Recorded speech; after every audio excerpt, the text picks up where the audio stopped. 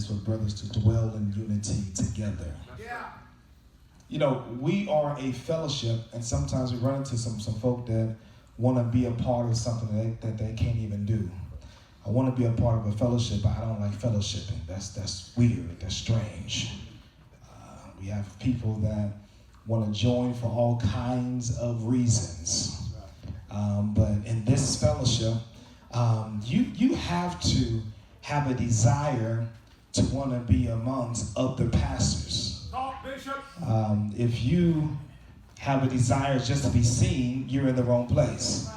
And so when we look at recruiting, when we look at bringing people into the fellowship, can I tell you one of the main things that you have to know is, one, you have to know what you're a part of.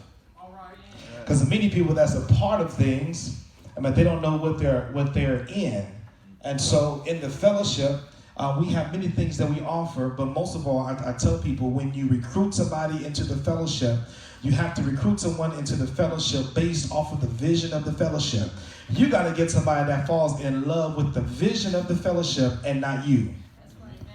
Because when we recruit people and they fall in love with you but don't know nothing about the fellowship, when you get transferred into another position, state, or area, now they're gone. I want to press that we do something different, which is making sure that we know what we're talking about. And so when we look at KDFI, when we look at this fellowship, the question that I want to ask you is, what do you see when you look at KDFI? And what are you selling? All right. We have overseers and leaders that sell position and not vision. When you sell position, the same way how you got them will be the same way how you lost them. Because when you ran out of promises, Doc, come on and join us. I'm going to make you an overseer. Come on and join us. I'm going to put you in this position. You ain't talked about the core values. You haven't talked about the 8 benefits of the fellowship. You haven't spoken the vision of the fellowship. You don't even know what KDFI website even looks like. But we're recruiting people based off of how I like you, how you, come on, Doc, come on and be, in LA we call this the good old boys club. And folk is tired of that club. Right, amen. Because it's a clique. Right. And so when you have pastors with that cliquish spirit that recruit other pastors that's in their clique, you have a fellowship full of messy, cliquish people that cannot get along with other folk because they came in a circle of their own selves. Talk, Bishop. So we have to make sure that we know and understand vision. So when we bring somebody into the fellowship, they're falling in love with the vision of the fellowship. I'm not going to ask anybody because I don't want nobody to look bad. But if I was to tell you what is the vision of the fellowship, how many of us can really say, I know it? Some people can say, I don't know how to. I probably cannot say it word by word, but can you at least explain what is the vision of the fellowship? Well, amen. But most of us could explain what's the division of the fellowship. Because the division of the fellowship, for some reason, will speak more louder than the vision of the fellowship. Recruiting is the most easiest thing to do if you know what you're doing. All right. I always say this, that you have to know what bucket you're bringing a pastor in. If you're an overseer, I don't care if you're state, district, or regional. I always share this with my leaders, is that you have to know your area. You have 3 buckets. You have a pastor that's in the fellowship, and they are a pastor. Somebody say pastor. Pastor. What is a definition of a pastor? Let me tell you my interpretation of it. A pastor smells like sheep. Mm-hmm. If you don't smell like sheep, right? Okay, you right. can't. All right. Right. Thank you. All right. So the shepherd, he have sheep. So you have a pastor that's a pastor that have a church. It's one bucket. They have a church, not a church name. They have a church with church folk, people inside the building. Y'all catch on. You want to see why I'm telling you, you got to know the buckets. A pastor with a church with members. Then you have, because we have this, we also have pastors that's retired also. Amen. Right? Amen. But then we have the next group that's confusing and mess up the reports in the field and also mess up the expectations. We also have another group to where they have a title because of what they're about to do, plan to do, tried to do, and failed at it, but didn't want to drop the title. Or they was a part of a fellowship and they're no longer in that fellowship, so they're attached to this fellowship and they say that they're a pastor. Here's the problem with that group of people. When us as overseers plan a Fifth Sunday fellowship, my goal, my thing is this: if I got 5 pastors in this one district, since I reported 5 pastors, I can say every pastor bring 5 members to the service. What's the minimum amount of people we should have in that service? 25 people. After all, we got 5 pastors, right? But if you don't know who you recruited, and if you don't know your pastors, you didn't do your math right. Because you should know I got 10 pastors, 3 of them have churches, 2 of them is no longer pastoring, but you know, they're still, you know, we still respect and recognize them, and the rest of them have ministries. So I can't tell you to bring 5 people from your, so it's important that you know who you're recruiting. And what I mean by who you're recruiting, meaning you ask the question, Doc, what church do you go to? I go to this church. People say, well, don't you want to ask what church you pastor? Nah, I'm going to ask you what church do you go to? Because members said, I go to Seaside Baptist under the direction of Pastor. I had a pastor. He had a collar and everything. I met him at a church. I said, Doc, what church do you go to? I go to the pastor, blah, blah, blah church. You know, he's been my pastor for all these years, and I serve as his administrator. But you say you're a pastor. I thought you were a senior pastor. Talking and knowing who you're recruiting is important so you can make sure you report right, so you can have true numbers. Now, am I up here saying that we do not recognize people that no longer have a church? No, I'm not saying that. I'm saying understand what's behind the title so you can have a good understanding of what you got. So know the buckets that they fall into.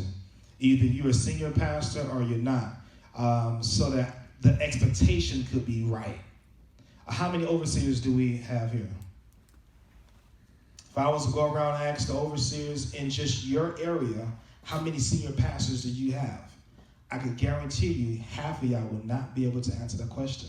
And let me tell you why. Because if you have not visited the church, you haven't seen no Facebook video, you haven't seen no proof of it, you haven't done your own research, how do you know you have a senior pastor?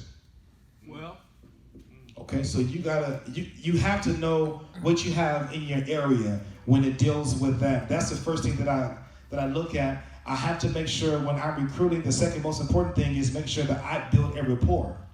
I'm not going to sell the fellowship before I build a rapport with you. Let me give you I use Bishop as an example all the time, because if anybody have dealt with Bishop when he's recruited folk, there's some people I ran into that they finally say yes to come to the fellowship, and Bishop Lacken could probably attest to this. Bishop Robinson has probably been recruiting this person for 5 years, and they finally said yes. That's true. He'll be talking with them on Facebook for years. Anybody got recruited from Bishop over Facebook? See?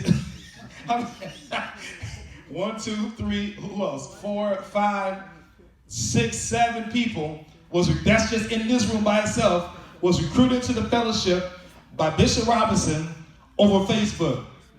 You'll see your name. You look like you're a pastor. You got a pastor. He gonna talk to you, and you'll get recruited.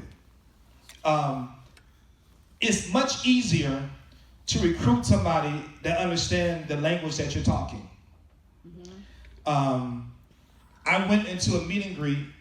I just popped up. It was a meet and greet. I went in there. It was a meet and greet. You know, a meet and greet. The purpose of it was for you to come and meet the other leaders or pastors in the fellowship to get you to join in. I go into the meet and greet. It's at a bar, a pizza bar type of thing. They're at the table. I'm looking like, what in the world? They didn't know me. I knew who the leader was. His eyes got big when I walked through that door. You posted on Facebook, so I want to go drop in on the area and see how you recruiting folk. There's no agenda on the table. They talking about everything but KDFI. But it's a meet and greet. Let's just say when that was over with, before it was over with, he saw me sit at the table and said, so we're going to go ahead and get started with our agenda. They said, huh? And he started passing out the papers and stuff. One guy said, I thought we was here to talk about us getting this Bible college started. I'm looking out. I'm just here for some drinks. It was crazy. I promise you. And I'm looking like, what kind of strategy was this?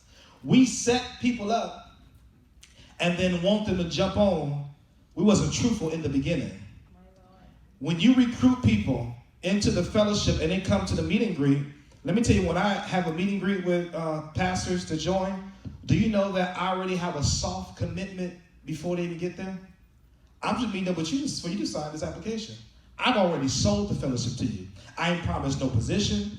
I ain't promised no money. Only thing I promised you was the vision. All right. Mm-hmm. And if we can't sell the vision, why are we talking? That's right. Why are we talking? That's right. Anything outside the vision of the fellowship should be my experience in the fellowship or my personal testimony. Yes. But we also got to know that we are the image of the fellowship that we're selling. Strategic level. Yes, sir. Yes, sir. We have to understand. We have to know. I look at some people and I say, "Wow, you're the walking image of KDFI." There's many people in your areas to where they will not get to an international event. Come on now. You are their international event. You are their KDFI. And so how you build your area. California may be different from Washington. Washington may be different from St. Louis because every leader is different. That's right.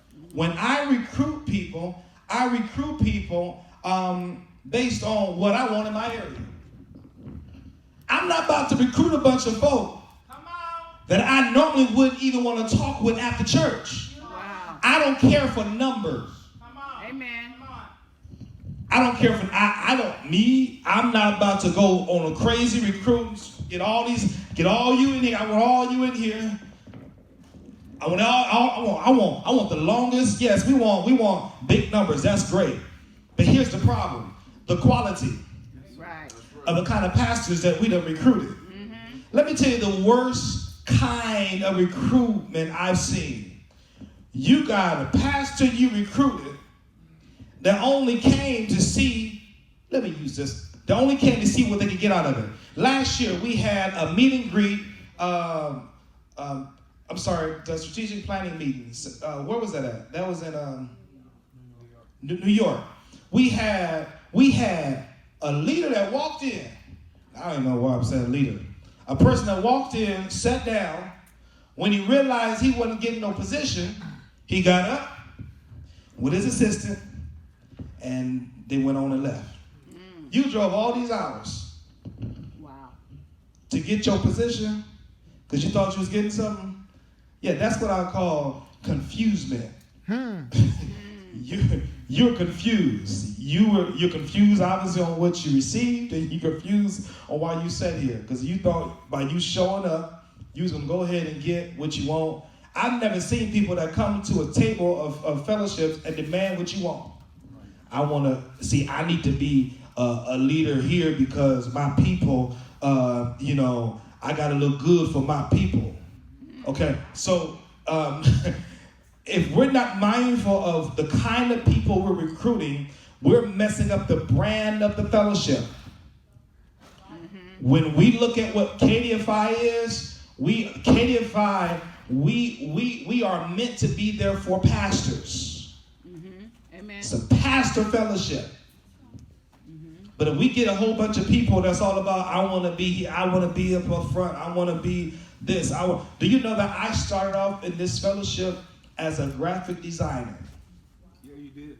From a graphic designer, I then moved to become an administrator on a district level. From an administrator, I then became a district overseer. From a district overseer, I then became the administrator from a regional overseer for my regional administrator for my overseer. From then, I became the first assistant to my regional overseer. Then I became the regional overseer. From there, I went from there to being the administrative assistant internationally wise for the fellowship. Then I became the bishop's first assistant. Just first assistant. I say this proudly because I'm one of a few leaders that worked every level in the fellowship. But my greatest working was behind the scenes because I understand how to serve behind the scenes. Amen. And as long as, if I put my name on something, it got to look good. All right, come on now. If I attach myself to something, it got to look good. Right. Gotta look good. Amen. All right. It gotta look good. It gotta be good because my name is attached to it. Right. If you don't have no respect for yourself, who's gonna respect you? Right. If you have no respect for your fellowship, who's going to respect it? We put the value of our fellowship. We place that value. If we're going to recruit, make sure that we understand the people we're recruiting and make sure that we be honest with them. Don't promise we got 401ks, we got preacher opportunities, you're going to travel the world. We lying to pastors. No, know your area. And say, even though the fellowship have all these things, for example, in Los Angeles, when I recruited some pastors, I told them, I said, because I knew who I was recruiting. How much more time I got? I knew who I was recruiting. I recruited pastors. I did not put a disgruntled member that used to be a part of KD5 in the same meeting with new pastors coming to learn KD5. Right, right. I knew who I was recruiting. I knew what they needed. Mm-hmm. They needed training for evangelism. Their church need help in their music ministry. Another guy church just started. Why would I talk about other stuff that got nothing to do with what they need? Right. I'm going to promise what I cannot deliver. Amen. My thing right now with KD5 is this.